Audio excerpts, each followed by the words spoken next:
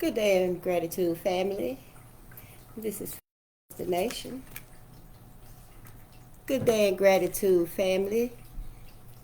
This is Daphne, Face the Nation at Bolden Boutique. I was on earlier and I told you I would come back on when I got off from work. I've been home for a while now. But I wanted to come on live because we don't know about our ancestors. We don't know what to remember about our ancestors. It dawned on me that we've forgotten so long and so much. It's like, remember what? Remember who? The slavery that our ancestors went through has become minuscule in our minds. It's become very small in our minds. We think we're under the illusion that we're okay, and how they said the ends to the means and stuff. But we feel like the progress we've made has been, tolerable for what our ancestors endured, and we are okay with being content and comfortable as we are. And that's unacceptable. It ain't gonna happen. You got to choose. You got to choose. Who are you loyal to? See, we can't keep faking the funk. As a people, we can't keep being on both sides of the fence. No, we're gonna have to choose one. And this choosing, this crossroads finna go deep. It's gonna go deep. Oh yeah, you ain't finna jump and skip past this. We not, collectively or individually. Ain't nobody finna get past this. No, a debt must be paid. A terrible injustice has happened, and a debt must be paid. Yeah. I don't care what you say, what you do, what you practice, who you bringing into it. It's out of our control. This debt will be paid. And it's, I guess it's bittersweet for y'all. I don't know. But I know you better wake up and know what this debt means. I didn't know either. I'm just finding out too. I thought we was okay. But Black America is not okay.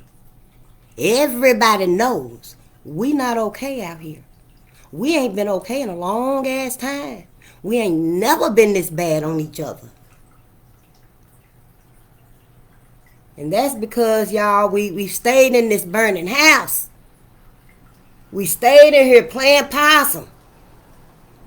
Inhaling all this smoke. Breathing in our clothes. Instead of getting the hell out. No wonder the black man losing his damn mind.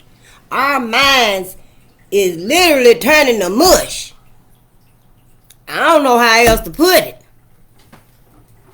That our weakest links, all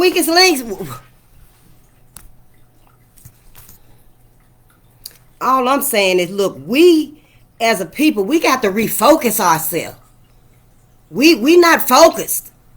And as long as we not focused on us, we ain't gonna get better. We will not get better being focused on everybody and what the hell they need and what the hell they want.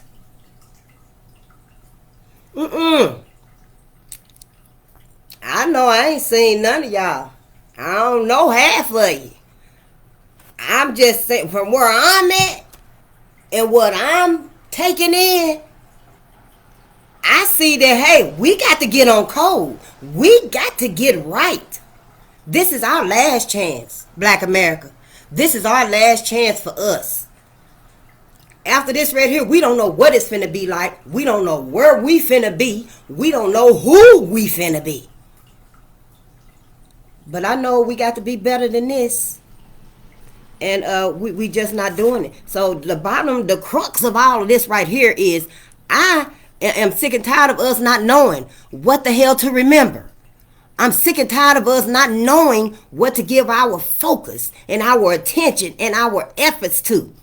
What to give our loyalty to. Who to give our loyalty to. And I just want y'all to know. Oh, I heard about it. Donald Trump finna give white folks reparations. I ain't looked at a thing, but I seen the headline. Y'all ass been played again. See, black people, we at the point now, after all these centuries, all this time for the love. We had a choice to become self-sufficient. But see, we didn't want to do it. Because becoming self-sufficient means other people gonna miss out. We ain't gonna need them. Self-sufficiency put us back where we taking care of the village again. We building and nourishing the village again. We all self-sufficient of one mind.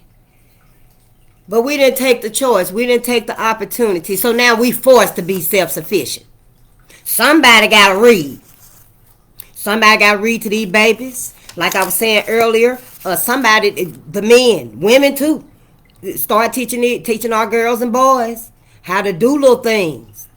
Our young guys and stuff, teach them how to paint, how to change the tire, how to change the oil. Depending on their age, we got to start somewhere. I was talking to a sister tonight, and she said we are self-sufficient. I said, well, we sure don't know. So what that means is that you and I, we got to catch up to them. We the ones behind. Yeah. Hell, I knew I was behind, but I didn't know I was left. We left. Yeah, we got to get our shit together. Sure do. I don't know if you finna be part of the problem or part of the solution. I don't know if you got the time or the testicular fortitude to follow this video tonight. And I care, but hell, I can't make it. If you thirsty, your ass gonna have to drink something. So, we finna watch this video tonight.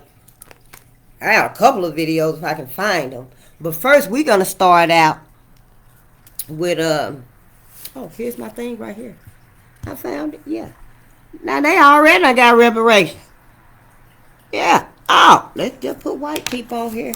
I thought white people did get reparations when the slaves, our ancestors, were freed. Or was it when they took the land back? Or when they ran from their land? But it's so much, y'all, we don't even know.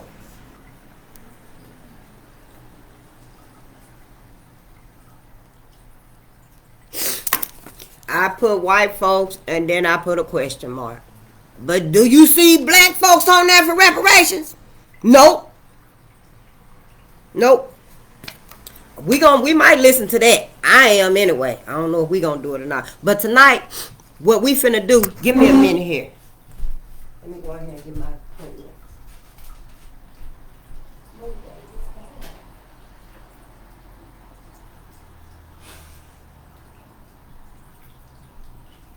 So, and like I was telling you, I don't do much because I ain't cooking. I don't like to cook. Maybe for these grandbabies, but when they get to talking about it ain't seasoned this, it ain't seasoned that, I won't be cooking for them either. But I don't have many talents and skills, but I like to read. So that's what we're gonna do tonight. And we finna read, baby. But first, we finna listen to this right here, The Untold Black Massacre during the Red Summer of 1919. And then I said earlier, we were gonna read a little bit from the book, and we are. You ain't gotta stay. Red Summer. But first we're going to look at this clip right here. And this was a month ago, shared by Black Culture Unlocked. Go make that one of your channels, Black Culture Unlocked. I'm going to do it too. Because we need to subscribe. Oh, we need to get on code with black media. Keep your white media. Keep them if you need them. But we need to get on code with black media.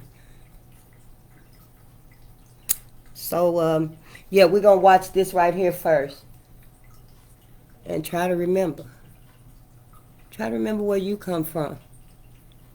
Try to remember your ancestors. What they went through. Let's not minimize it.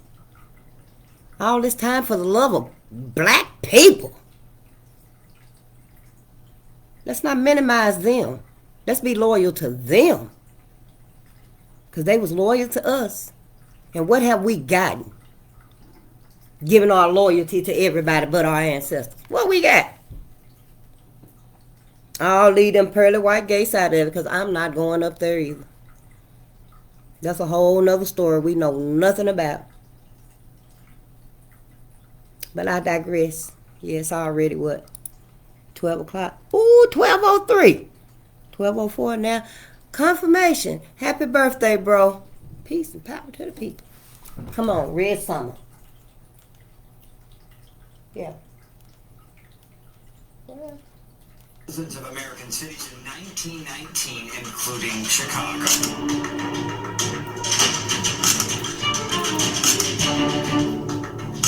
I didn't know about Red Summer.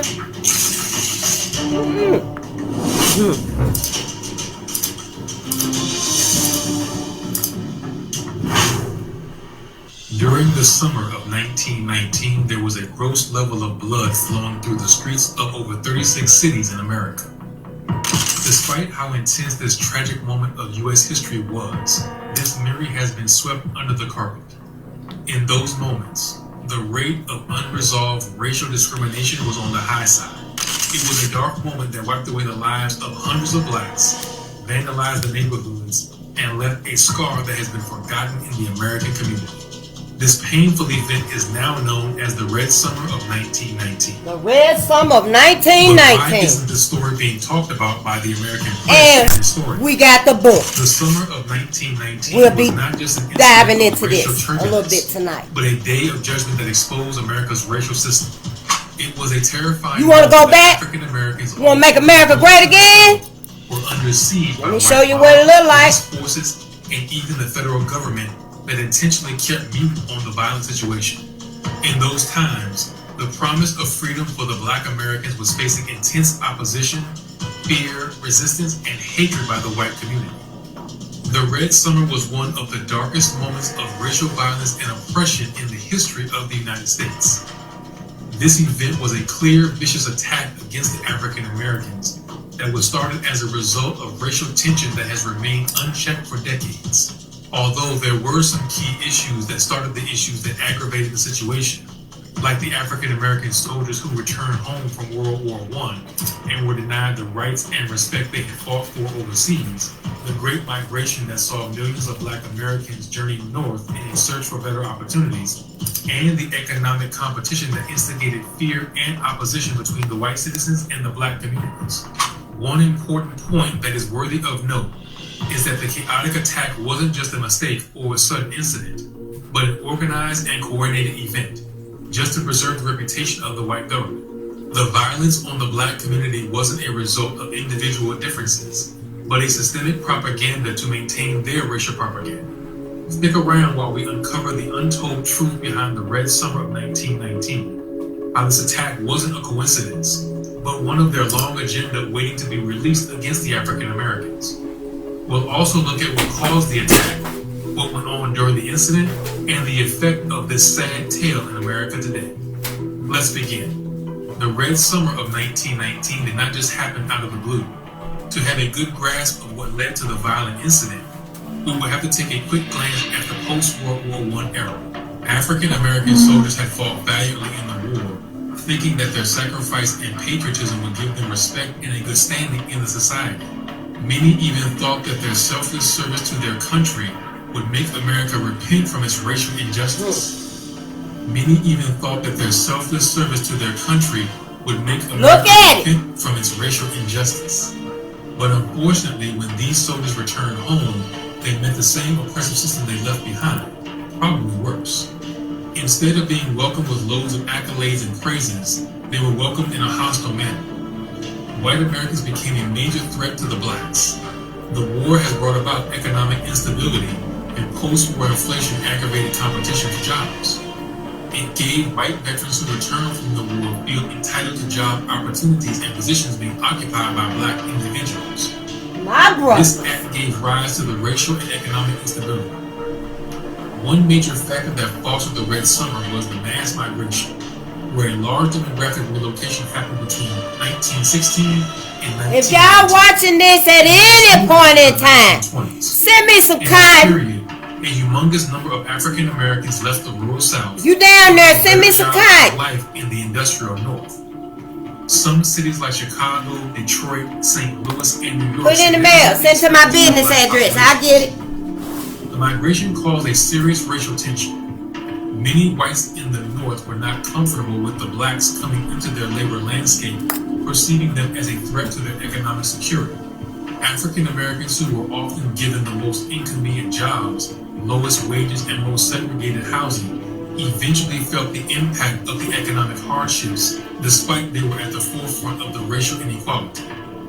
The competition for jobs and economic labor did not affect the factory workers alone. Black Americans were also occupying offices once occupied by white workers before the war, especially in the service industry. This made the whites further furious, as they were afraid those they belittled would likely take their job. The racial oppression by this demographic shift was aggravated due to white employers who used black workers as strikebreakers during labor strikes, inflaming white workers who saw black labor as a threat to union solidarity. Beyond this economic turbulence was an even more treacherous force, the white supremacy. The racial conflict of the Red Summer was caused by a deep belief in the need to preserve white dominance in every aspect of American life. After the Civil War, Black Americans had made significant progress in education, politics, and economic development, but each of these progresses was faced with severe resistance. The racist propaganda that saturated American media at the time wasn't helping the matter, but worsening it. It was like... Hold on a minute, y'all. Woo!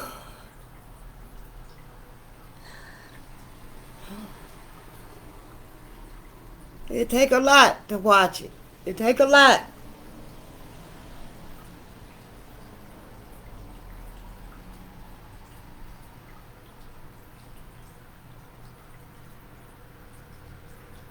It's just the beginning of what we gotta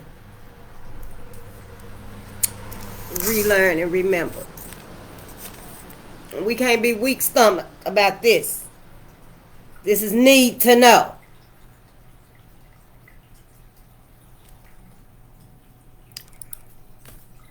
And fuel to the fire. Films like The Birth of a Nation, 1915, praised the Ku Klux Klan and portrayed black men as dangerous threats to white women.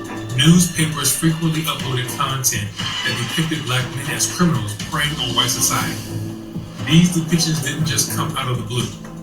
They were carefully scripted narratives that stoked white fears of black empowerment and justified violent oppression of African Americans.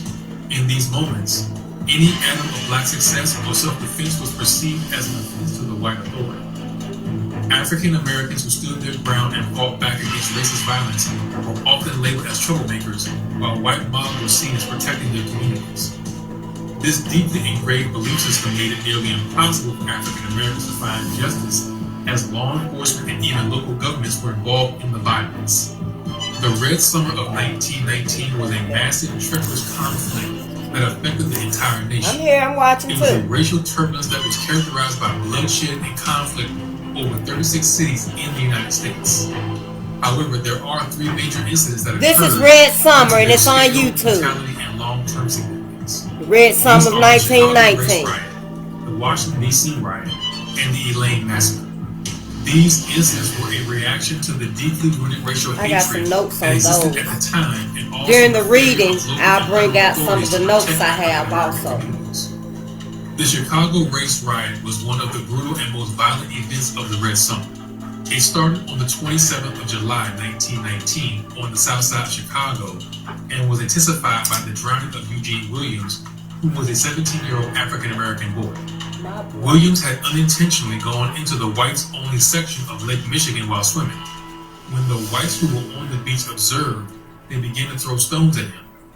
Williams became unconscious and drowned. Instead of the police arresting the whites who did this terrible act, they arrested a black man, which led to a breakout among the African-American community. This incident led to a week of brutal violence and conflict between the black and white residents. A group of whites violently roamed around the black neighborhoods, setting homes on fire, looting businesses, and physically inflicting pain on anyone they could find. A large number of black Chicagoans were veterans who fought in World War I, fought back furiously, refusing to let their communities be fight their asses back. For days, the streets were painted with chaos, with both groups engaging in violent clashes. The violence wasn't a coincidence, refusing to let their communities be overrun. For days, the streets were painted with chaos, with both groups the lamp that will light the world, socialism, engaging in violent clashes. The violence wasn't a coincidence. It was fueled by the long-standing racial tensions in Chicago. The violence wasn't a coincidence. It was fueled by the long-standing racial tensions in Chicago. The Great Migration caused the black population of the city to expand, which aggravated the competition for jobs and housing within the city. Segregation in the city was so severe that black residents were often forced to live in overcrowded and dilapidated areas. White Chicagoans, especially those who recently immigrated, perceived the growing black community as a threat to their economic and social status. When the violence had dissolved, 38 people were found dead, 23 black and 15 white, and over 500 individuals were injured. Thousands of black families became homeless as a significant portion of their neighborhoods were burned to the ground. I asked you! Chaos. The police response had been Why? poor and inadequate. Would you want to go back? Officers either standing by Talking about make America great in the violence against black residents. The Chicago race riot revealed the deep-rooted racial opposition in the North. African Americans thought they had escaped the worst of Southern racism, unknown to them that they'll face a new kind of racial hostility. The racial violence had also eaten deep into the nation's capital during the Red Summer. In July 1919, Washington, D.C. became another vicious city that was reported in the local media about a series of alleged assaults on white women by black men. White veterans, emboldened by the racist rhetoric circulating in the newspapers, decided to take judgment into their own hands. They formed a cartel and began to roam around the black neighborhoods, seeking revenge for those supposed attacks. These assaults were rarely verified, but the accusations were enough to ignite a firestorm of violence. For several days, a group of whites who were former soldiers caused chaos in the streets of Washington, D.C. They were assaulting any black person they came across. Unlike in other cities, however, African Americans in Washington were better prepared to defend themselves. Several black veterans who had served in World War I were organized to protect their neighborhoods. They were armed with rifles.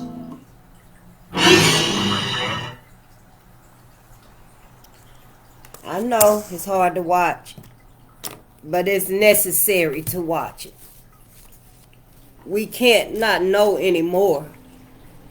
We can't go through this life not identifying with our ancestors, not remembering our ancestors. We can't do it no more. We're going to have to decide whose side are we on. Be uncomfortable. They was uncomfortable. Allowed the white mischief to attack them without a fight. This act of self-defense was remarkable, as it showcased the courage and determination of black Americans who refused to be victims of racial violence. Regardless of this resistance, the violence was almost a week. The federal government that was located a few blocks away did little to intervene. The city's law enforcement were overwhelmed by the intensity of the violence. They were partially involved in the conflict, siding with the white hoodlums. This happened until federal troops were finally deployed, and then the violence began to subside. When the war had ended, a total of 15 people were found dead, 10 white and 5 black, and hundreds were injured. The Washington, D.C. riot was a clear picture that racial violence and inequality wasn't confined to the depth of the South or rural areas, but also could happen in the very heart of the American government. It also revealed the deep racial injustice within the U.S. military and law enforcement. Agencies that ought to protect all citizens, but often stirred up the violence against African Americans. Perhaps the most brutal and devastating incident of the Red Summer took place in the rural town of Elaine, Arkansas. The Elaine massacre that happened during late September through early October 1919 wasn't just a riot, but a massacre. Unlike the conflict that happened in the urban area, this violence was caused by a labor dispute. Black sharecroppers in Elaine got fed up with working under an exploited condition. They began to organize and make demands for fair wages for their cotton labor. They formed a union with the intent of negotiating better terms with the white landowners who controlled the region. During the night of September 30th, a group of black sharecroppers came together in a church to have a discussion concerning their labor rights. A group of white men, including local law enforcement, attempted to disrupt the meeting. A couple of shots were fired, and in the midst of the chaos, a white man was killed. This created a spark of violent chain reaction. In a few hours, the local law enforcement, a group of white men and federal troops, approached the town with the goal of quelling the supposed uprising of black farmers. A terrible massacre took place after this scene. White fellows went on a killing mission, hunting down black men, women, and children across the countryside.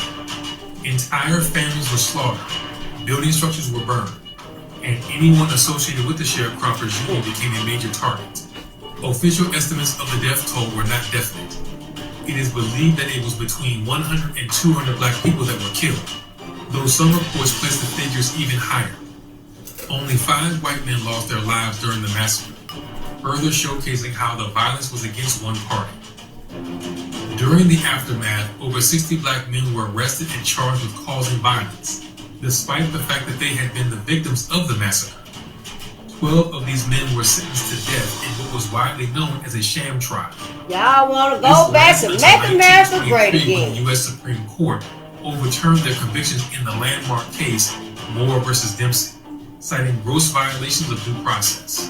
The Elaine massacre shows how the white supremacy functioned not just as a perception, but as a system of government. Black laborers who were exploited under the sharecropping system were violently suppressed the moment they tried to exercise their rights. The massacre sent a grievous notification to black Americans across the South that any attempt to challenge the racial hierarchy scared of making white folks uncomfortable. The events of the Red Summer did not unfold in the dark. They were witnessed, documented, long time ago. Stop talking about this. Media and government institutions. We done moved on from there. Rather than acting as things ain't the same no more. Both the press and the government all that bullshit. Memes to me. Spreading misinformation and maintaining the status quo of white supremacy. The intensity of the violence was a white-dominated press and media personnel that sensationalized and misrepresented the racial turbulence, promoting hatred through the untrue headlines, racist caricatures, and false reporting. Additionally, positioning blacks as the villains, portraying black communities as unruly mobs and dangerous criminals threatening white order and stability. The widespread compelled many to believe in the stereotype of the violent black man, which had been reinforced by the racist media portrayals in films like The Birth of a Nation, 1915, was echoed in newspapers across the country. Articles also emphasized the need for white citizens to defend themselves against so-called black uprisings in the African American neighborhoods. While mainstream media significantly played a destructive role, the black press served as a critical counterbalance, giving a more truthful account of the Red Summer's events and everything that occurred, and advocating for the rights and dignity of African Americans. Publications like the Chicago Defender, The Crisis, and the New York Age became the voices in telling the real story behind the racial violence. While the media played a role in stirring the violence, the local and federal government were also involved by their inaction or direct participation in the attacks. Hope y'all got in your many say. cases, local authorities failed to intervene as white mobs caused havoc on black communities. Police forces, especially in cities like Chicago and Washington, D.C., either remain adamant or actively sided with the white rioters.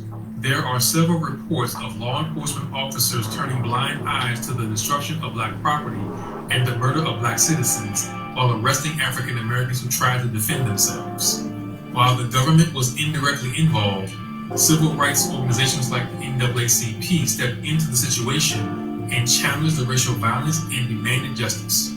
Under the leadership of personalities like W.E.B. Du Bois and James Weldon Johnson, the NAACP started a national campaign to investigate the riots, raise awareness, and push for federal anti-lynching legislation. Johnson, who had traveled to several riot and violent cities, called the Red Summer a war waged by white Americans on black Americans. The NAACP gathered evidence, interviewed survivors, and published reports documenting the systemic nature of the violence.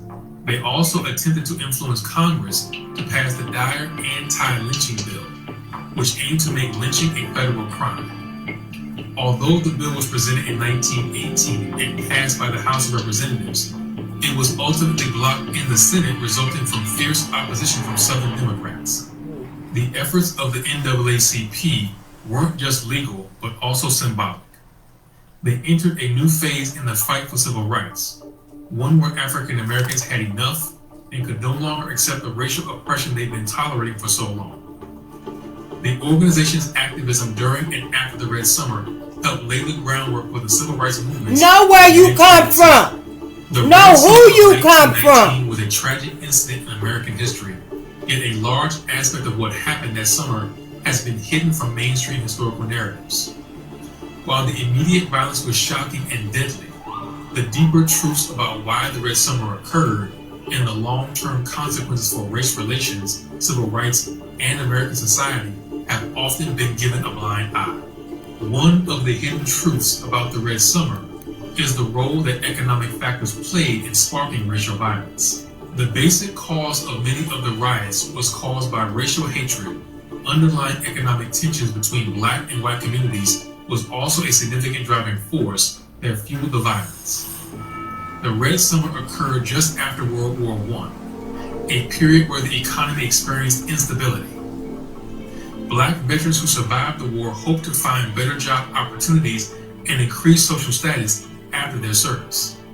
However, they met a labor market that was already strained by competition between returning white soldiers, black migrants from the Great Migration, and white immigrants. Another hidden truth behind the Red Summer is the extent to which law enforcement and government forces actively took a role in fueling the violence. While much of the violence was attributed to white civilian mobs, local police and even federal troops played a significant role in aggravating the riots. One of the most significant long-term impacts of the Red Summer was the galvanization of black political and social activism. Rather than being frightened by the violence, African American communities responded with a resilient determination to fight for their civil rights. That's right! The Red Summer marked a turning point Knows who you are! America, as it became clear that more organized and militant approach to resistance would be required to achieving equality. The legal consequences of the Red Summer had lasting effects on the fight for civil rights. One of the most important legal battles that sprung forth from the Red Summer was the case of Moore versus Dempsey, which resulted from the Elaine Massacre. 12 black men were unjustly sentenced to death after the massacre in sham trials for allegedly inciting violence, even though they had been defending themselves from white mobs. Shockingly, was the law enforcement agency right to sentence these 12 blacks for an act of self-defense? What should have been done? I'd like to get your thoughts in the comments. Don't forget to give this video a like and subscribe for more. Okay. All right, family. I think it's time to read a little bit of the book, Red Summer. And I do like to read, but I'm not perfect. So, excuse any mispronunciations of words. And yeah, this is first for me too, right?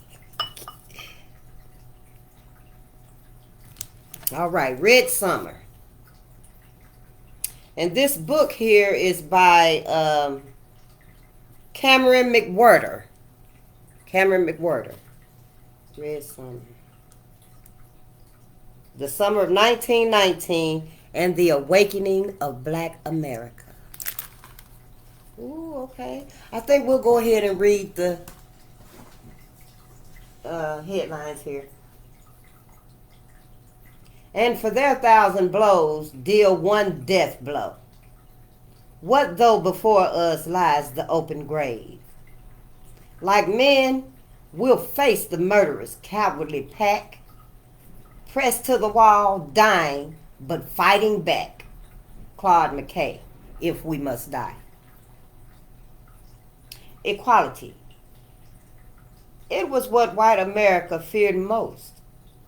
On February 17, 1919, thousands of African American soldiers, fresh from victory in the Artemis. Hold on, y'all. I'm going to take that off so I can see it. But we'll try to get through it. It's just the cover. It's just real shiny. Yeah. See, get through these little barriers and stuff.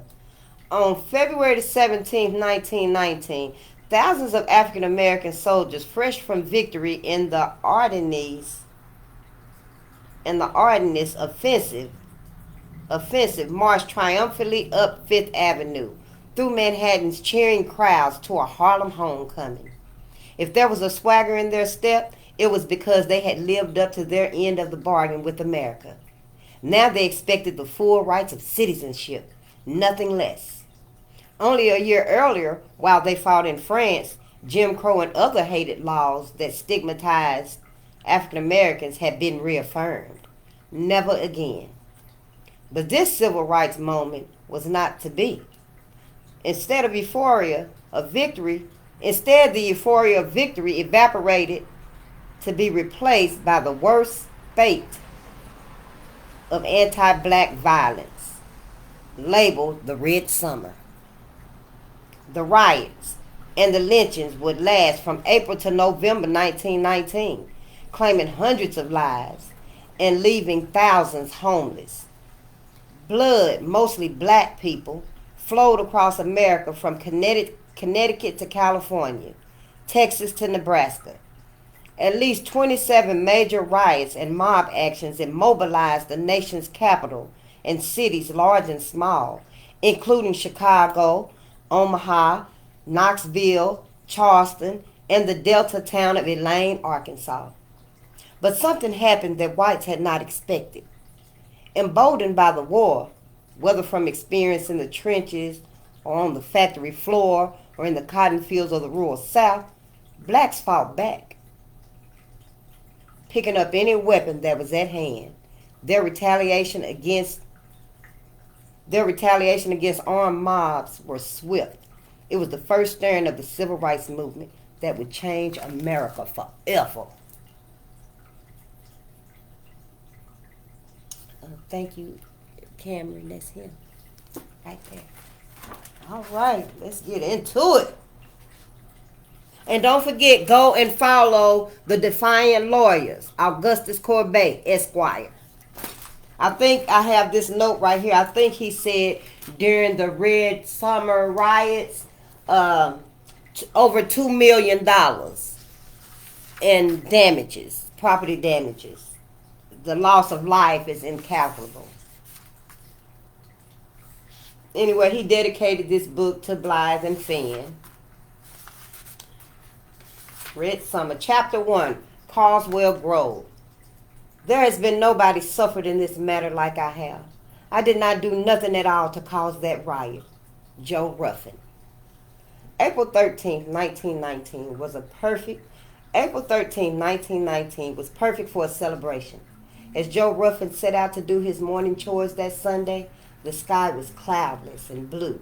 The temperature was in the high 70s, normal for spring in East Georgia.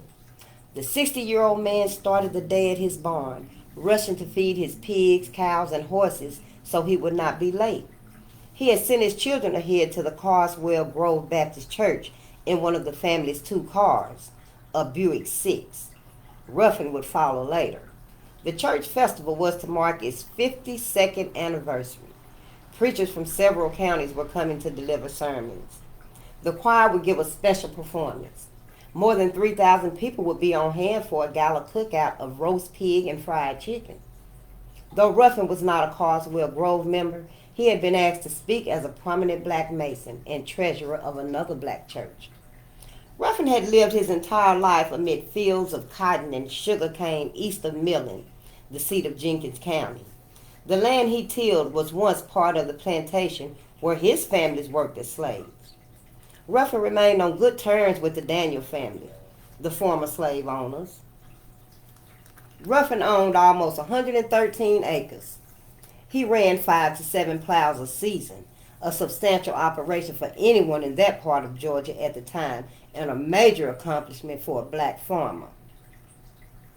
Unlike many blacks in the area, he could read and write, though census records did not report him having any formal education. Many of the years had been tough. Several times Ruffin had to mortgage tracts of land. He even took out loans on his mules and horses to cover debts. He had a large family. The 1910 census recorded 3 sons and 4 daughters living with him, plus another son and his family down the road.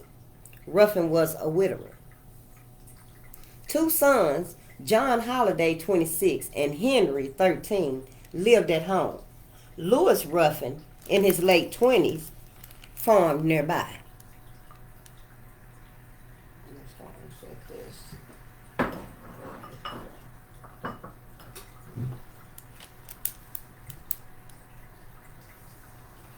A 4th son, Joe Andrew Ruffin, 24, served with the U.S. Army in France.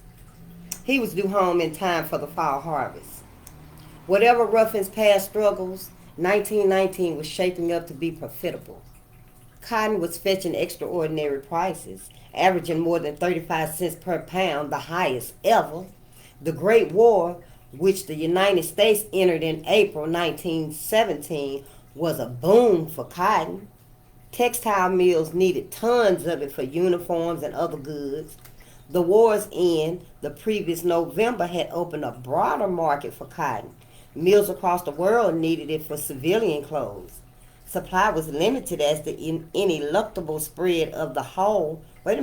Supply was limited as the ineluctable spread of the boll weevil reduced production in many parts of the South, including Georgia. Just follow with me, bear with me. Higher prices, fueled in part by cotton scarcity, helped farmers. The previous month, Congress boosted the price of cotton further by passing an amendment to the Federal Cotton Futures Act, making it easier for speculators to make bids. As global demand for cotton increased, futures skyrocketed. This spike was a windfall for Ruffin and millions of other southern farmers from Virginia to Texas. Jenkins County, Georgia, lay in the lower third of a swath of cotton farmland that extended from eastern Virginia into southern Alabama.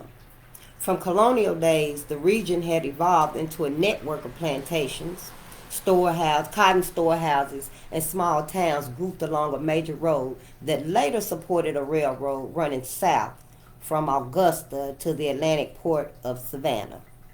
Jenkins was rural and poor, like most counties in the region. Blacks accounted for almost 2/3 of its population. Many blacks in the county were illiterate, and election records indicate that only a handful were allowed to vote. All county government officials, from commissioners to police, were white. Most blacks in Jenkins County were sharecroppers renting land from white landlords. But a growing number owned property, a phenomenon occurring all over the South.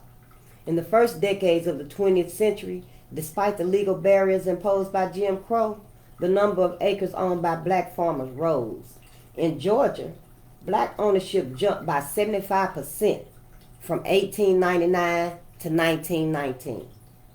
These landowners formed the respectable classes of black society in southern towns. They sat on church boards and led social groups. They generally had good relations with white business owners and politicians, serving as go-betweens when racial friction erupted. In the late morning of this particular April Sunday, Joe Ruffin was the embodiment of this new class, having spent a lifetime navigating the racial restrictions of Southern life. Through luck and hard work, he had prospered and never gave offense to any white man in the county. Remember that. By the late afternoon of that April 13th, however, almost every white man in Jenkins County wanted Joe Ruffin dead. Let me give me something. Yeah, be sure and have you something to drink when you be reading to them babies and stuff. Get them a little cup or something and have them read something too. Start out with a good book for them. Don't scare them with all of this here. Ooh, I know I should have got some more.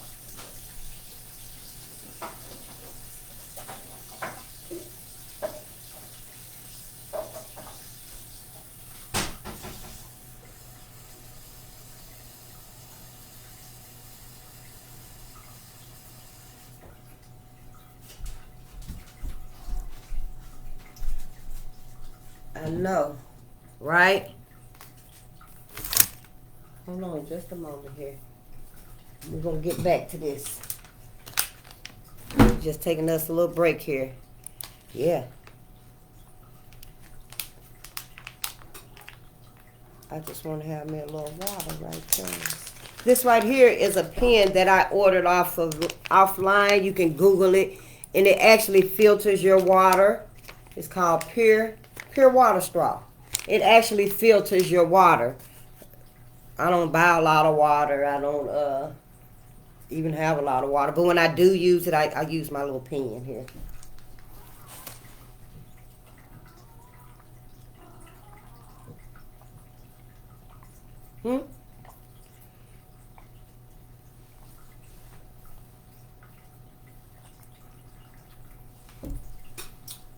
Davis, don't you get in my water.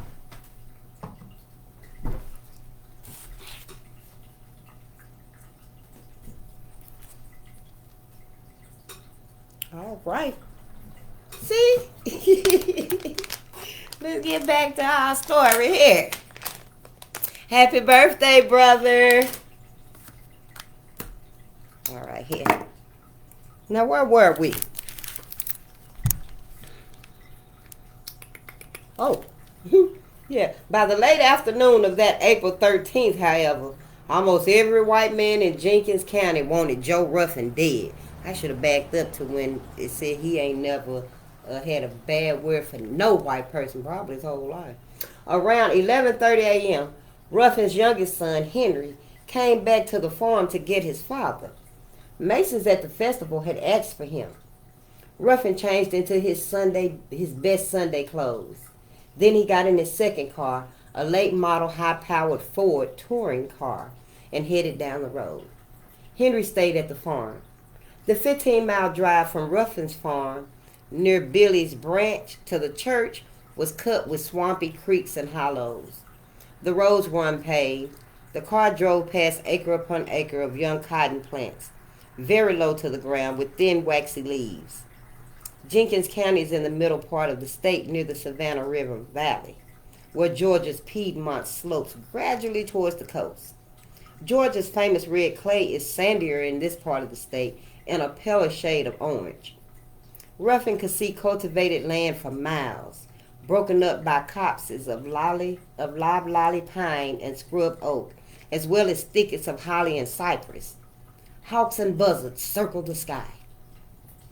Sometime after 2 p.m., Ruffin reached Big Buckhead Church Road, the final road leading to the festival. The dirt road had been around since the earliest settlers cut through the forest.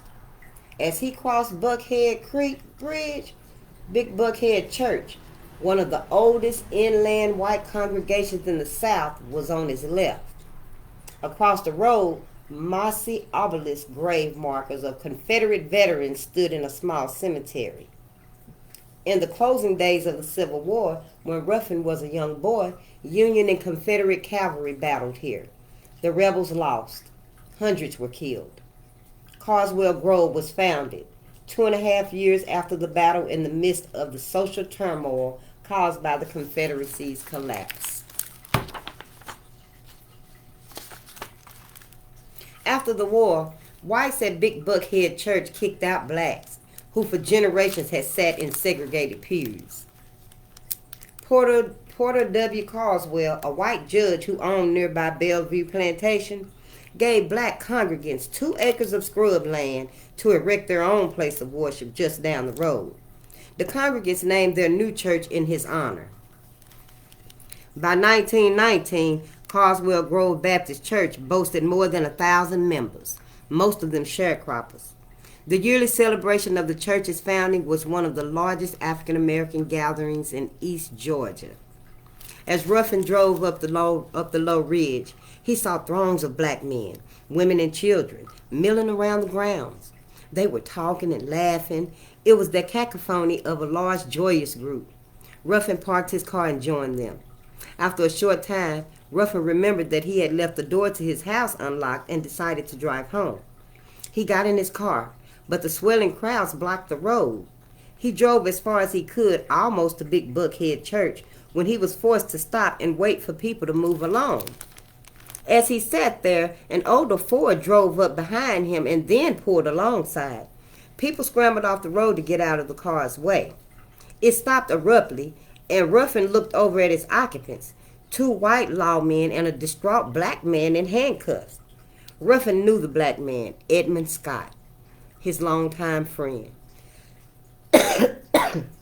The driver was W. Clifford Brown, a Jenkins County police officer. In the back of the car with Scott sat Thomas Stevens, a Millen police night marshal. When he saw Ruffin, Scott frantically shouted to the white officers, "I can get him to stand my bond." While the 2 white officers were at the black gathering is unclear. They had no warrant. Marshal Stevens was not even in his jurisdiction. In all likelihood, they were in search of illegal alcohol. Brown and Stevens were known for going after steals and liquor joints known in many parts of the South as blind tigers. That spring, the National Prohibition Act was making its way through Congress. It would enforce the 18th Amendment, which banned the sale of liquor nationwide. But in Georgia, the ongoing murky contest between police and those who made, sold, and drank liquor was an old game. In 1907, the Georgia legislature, bowing to pressure from Baptists, passed a law banning alcohol. The law was enacted partly in response to the Atlanta race riot of 1906, when white mobs attacked blacks for 3 days. 25 blacks and 1 white were killed. White opponents of alcohol argued that heavy drinking in downtown saloons had been a catalyst for trouble, which they blamed primarily on blacks. The law, however, did little to suppress Georgia's thirst. By 1919, a thriving underground network of alcohol manufacturers and distributors operated across the whole state. The police, who are always white, played a running game of cat and mouse with steel operators, many of whom were black. Sometimes police destroyed confiscated booze. Sometimes corrupt officers resold it. One newspaper reported that Brown, in only 3 months on the force, filed more than 100 cases against gamblers and liquor manufacturers. The same report said Brown suspected Scott and the Ruffins of running a steal. L.W. Beach, a white superintendent over black sharecroppers at a nearby plantation, told a different story. Beach was at the festival that day, driving impoverished blacks who did not own buggies or wagons to and from the church for $1 a ride. He said Brown and Stevens were not investigating Scott or Ruffin. The white law officers claimed they arrested Scott, the festival's marshal of ceremonies, only after he brandished a weapon when they almost crashed into his car. Scott, who was driving a minister from another county to the fair, was infuriated by the officers' wild driving. Beach heard Scott say, "That is the way with some people. They haven't got a damn bit of manners." Brown and Stevens then arrested Scott, charging him with possession of an unregistered firearm. They were heading back to the Millen jail with Scott when they passed by Ruffin's car, and Scott shouted for help. Officer Brown stopped his car and called for Ruffin. Ruffin got out of his car, walked over, and stood on the running board of the police car. "What is the trouble with Edmund?" Ruffin asked. Officer Brown said they had found a concealed pistol in Scott's car. Beach, positioned about 30 feet away, saw Ruffin take out a checkbook and offer to write a bond check for his friend. The officer told him he needed cash. Ruffin said he could not get that kind of money, $400 on a Sunday. Brown then said, "God damn it, I'm going to carry him in." A large crowd immediately gathered around the car, including two of Ruffin's sons, Lewis and John Holliday. People who were there said Ruffin reached in and tried to pull Scott out. Brown became incensed and shouted, "God damn it, get back!" He pulled out his pistol and struck Ruffin in the face. The gun went off, hitting Ruffin on the left side of his head, knocking him to the dirt. Ruffin said later he was unconscious for a few minutes. Others said he got up right away.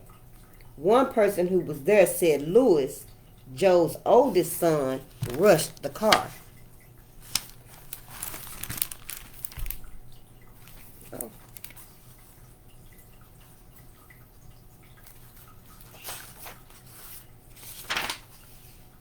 One person who was there said Lewis, Joe's oldest son, rushed the car, wrestled the gun from Brown, and shot the police officer in the head, neck, and body, killing him. Two others said that the father, Joe Ruffin, killed Brown, pulling out his own pistol and firing into the police car. Others said Officer Stevens, a short, heavy-set man, stepped out of the car, hunkered down with his pistol drawn. Another round of gunfire erupted. Scott, caught in the middle and handcuffed, was shot to death after he struggled to get out of the way. Stevens was wounded and slumped to the ground. "It was just like a package of poppers," said Ed Tansmore, a white man who saw the shooting, adding that it took no longer than a finger snap.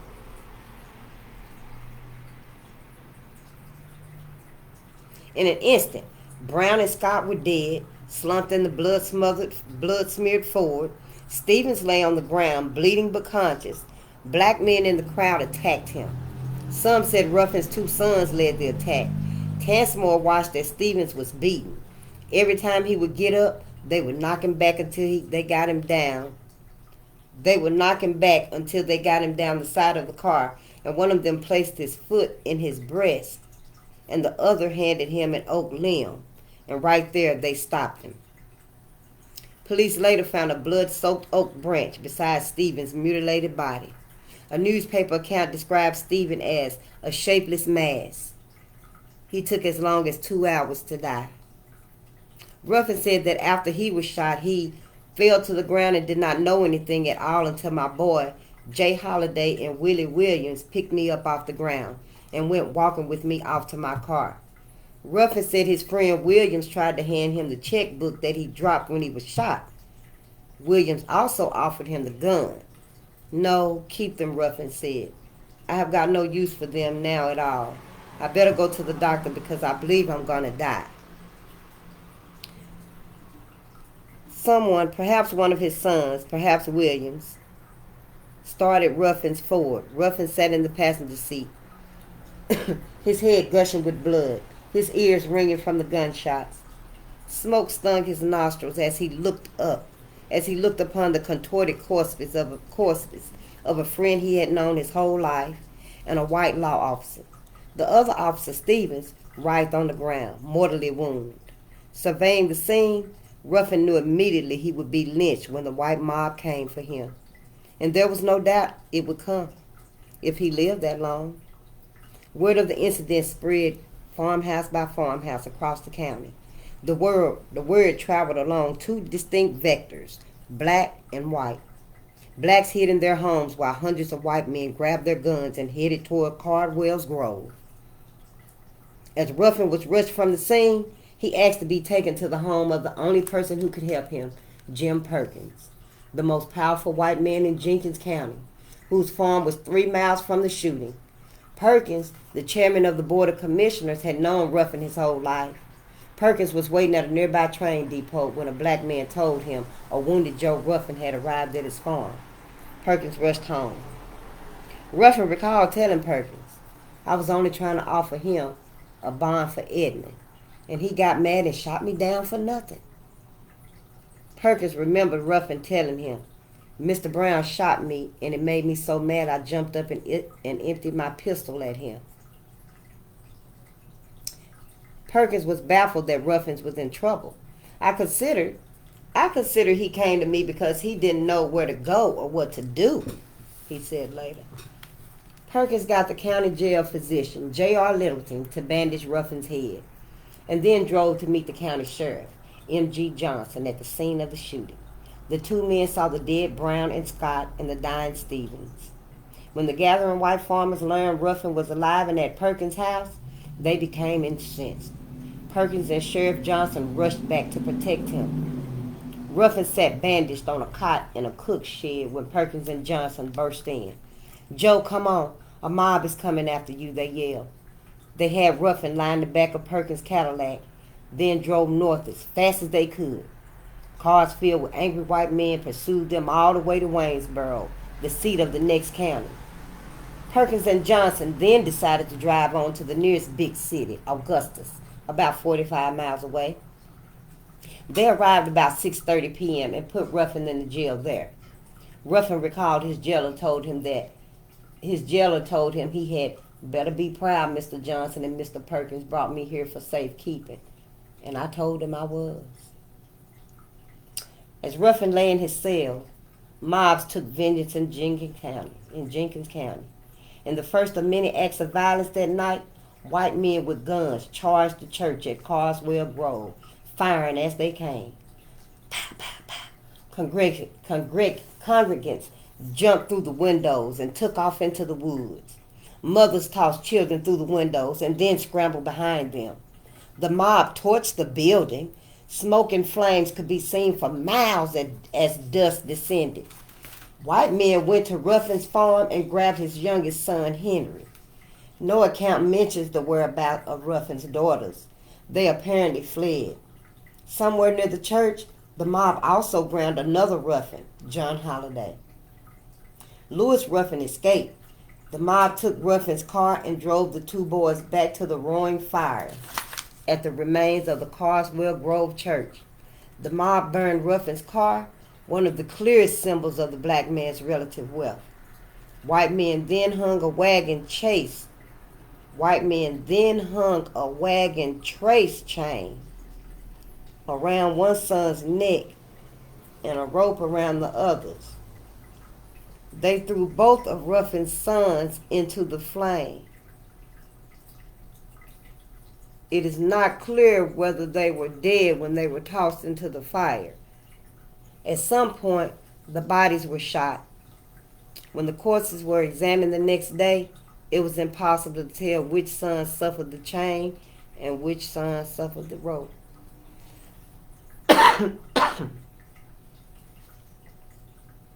The mob next moved south to Millen. 3 black Masonic lodges were torched. At least 2 more cars owned by blacks were destroyed. 1 black man was shot and wounded. Mob members told a reporter that the man was at fault for acting suspiciously by running away when they approached. There were reports of other blacks murdered in remote sections of the county. The crescendo of the mob's work in Millen was the abduction and lynching of Ruffin's friend, Willie Williams, who had helped him get up after being shot. Sheriff deputies took him into custody, presumably for his own safety. First, they put him in the county jail near the courthouse. When they learned a mob was searching for Williams, they hid him in a nearby stable, but a mob easily found Williams. They dragged him 3 miles outside of town to a remote swamp hollow. They tortured him and then shot him to death. Word came from the mob that before he died, Williams confessed to a plot to kill Brown because of his anti-liquor activities, though he would not tell the mob where Lewis Ruffin, allegedly wounded, was hiding. Blacks lured the white law officers into a trap, the story went.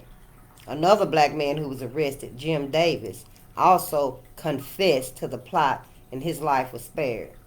The story made its way, without any evidence or attribution, into news accounts of the lynchings, offering white readers moral justification for what happened. Whites cast the killings as all lynchings were presented as lex talionis, the law of retribution.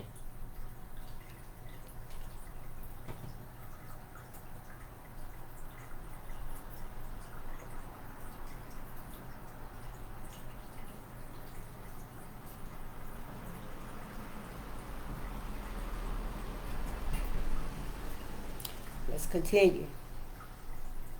The morning of April 14th, the Augusta Chronicle ran a front page banner headline in capital letters: Race riot at Million. Negro in jail here. The Macon Telegraph reported the day after the lynchings that hundreds of whites came to Carswell Grove and found the church a charred ruin. The bodies of the two ruffians, what was left of them, were still lying on the ground. White reporters filed stories from the telegraph office at the Millen Depot, spreading the news across the country. The Telegraph reported millions of blacks circulating a petition asking whites not to burn down any more of their churches. Black Masons in Jenkins wrote to the Atlanta Independent, the main black newspaper in the state, to solicit donations to rebuild their destroyed lodges. The letter never mentioned the lynchings, but only pleaded for money to help us in our trouble, as none of us know just where and when our troubles are coming. The published accounts were full of inaccuracies, ranging from minor misspellings to confusion over whether the mob had lynched Louis Ruffin. No newspaper, white or black, ever definitely reported on how many people were killed. The number ranged from 4 to 7. In many of the stories, hearsay blended with fact, and prejudice assumed the guise of accepted wisdom. White mob members were not quoted or named. Blacks were not interviewed. White newspapers discounted the riot as a regrettable aberration as soon as it was over. All is quiet again, assured Jenkins County journalist John Gordon Ellison in the April 16th Atlanta Constitution. The innocent will have nothing to fear. Black newspapers, in the midst of a golden age of growth across the country, ran the Jenkins County story and put their own agenda onto the bare facts. At the time, the Chicago Defender was the nation's largest black newspaper, with a circulation of more than 100,000. Much of that circulation penetrated the Deep South, where most of America's more than 10 million blacks lived. The Defender's defense of black rights, sharp criticism of Jim Crow, and ardent call for Southern blacks to migrate to northern cities aroused deep hatred from Southern whites. Southern legislators moved to ban this distribution. Black readers loved it. On April 19th, the Defender picked up the Jenkins County story with the headline, White Officer is Killed for Breaking Up Church. The Defender story laid blame on the white police officers for trying to break up a revival meeting and turn the piece into a pro-migration story. It appears to have been another case of too much of the Southern ideal of interfering with our people, this part of the country representing the usual type of Georgia civilization, the article read. Some suggested whites were threatened by the economic success that black men like Ruffin embodied. William Pickens, famed dean of the Black Morgan State University in Baltimore, wrote about the clash on the front page of the Washington Bee, a newspaper serving what was then the nation's largest black urban population. Pickens wrote that Ruffin, one of the wealthiest Negroes in Jenkins County, had been shot and his sons lynched in part because whites were jealous of his wealth. This disposition of the South to govern the Negro without his consent or participation, to really keep the Negro down, would make trouble to the end of it, he added. The Savannah Tribune, a black weekly, declared the violence was a reaction to the rising economic status of Southern black farmers.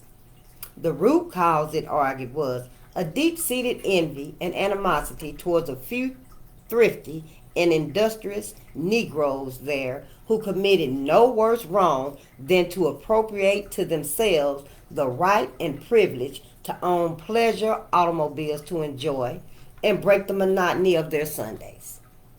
The editorial stated, the tension and stress of racial hate and envy is so unnecessary and so unwarranted that it cannot obtain for many years more. Negro progress will continue. The attitude and opposition of the lawless, shiftless, lynching elements must yield. But the white mobs did not yield.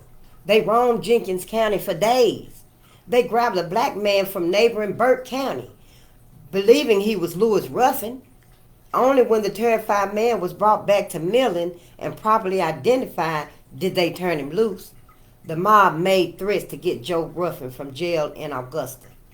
When his jailers heard a mob was heading their way, they sent Ruffin to jail in Aiken, South Carolina.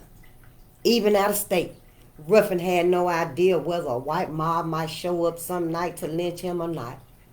Sending mobs far distances to kill people was not without precedent in Georgia. Georgia led the nation in lynchings in 1918 and had the most lynchings of any state since anyone had cared to keep records. And I was telling you about somewhere during this reading, I will be pulling out some notes that I have. There's a lot of Georgia in there. Ooh-wee. Some of those counties in Georgia are having lynchings now.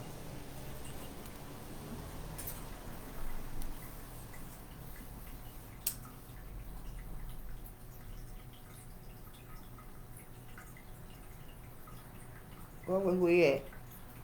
Oh, here we go, right here. Georgia led the nation in lynchings. Georgia led the nation in lynchings in 1918 and had the most lynchings of any state since anyone had cared to keep records. In a notorious case in 1915, a mob traveled over several counties to kidnap Leo Frank, a Jewish businessman, and lynch him for the alleged rape and murder of a young white girl, Mary Fagan. Hugh Dorsey, the prosecutor handling the Frank case, had been mortified by the lynching, which made national news and outraged Jews across the country. Dorsey became governor after Frank's death, in part due to a promise to crack down on lynching. In early 1919, Dorsey drafted legislation to authorize the state to seize control of sheriff's departments and levy fines against county officials who did not suppress lynching. A day after the Carswell Grove lynching, a reporter found Dorsey at a hotel in Macon, Georgia, and asked him about the violence. I have put in a call for the sheriff, he said, and if the county authorities wish any state aid, the National Guard organizations at Savannah can be quickly rushed to the scene of the trouble. No such request was ever made. Jenkins County will handle the trouble itself. They didn't put it through. The county prosecutor charged Joe Ruffin with the murders of officers Brown and Scott and ordered that he be returned for trial. If Ruffin made it to trial without being lynched, his conviction was certain and his hanging would follow. No white person was ever arrested or charged with any crime relating to the riots and lynchings of April 13th or the destruction of the church and other buildings. Perkins, the county commission chairman who had rushed Ruffin to safety, ruled that no inquest regarding the white attackers was necessary. At some point, someone, perhaps a jailer who read newspaper accounts of the lynching, told Ruffin that 2 of his sons were dead. This is an awful thing. It is awful, Ruffin moaned later. I'm sorry for Mr. Brown. I'm also sorry for Mr. Stevens. I'm sorry for their families, but there has been nobody suffered in this matter like I have. I did not do nothing at all to cause that riot. The Jenkins County riot was not an isolated tragedy. In coming months, similar horrors would afflict cities and towns all across America. The violence that April Sunday was only the beginning of what would become known as the Red Summer of 1919, when riots and lynchings spread throughout the country, causing havoc and harming thousands, yet also awakening millions of blacks to fight for rights guaranteed to them, but so long denied. That was chapter 1. Tomorrow we will pick up with chapter 2 so that we can relearn. It is time that we relearn. We must unlearn all this junk. And we must learn knowledge now. We got to remember. Like I was saying, go find you some black media. I'm tired. I'm sleepy. Peace. I'm tired to the people.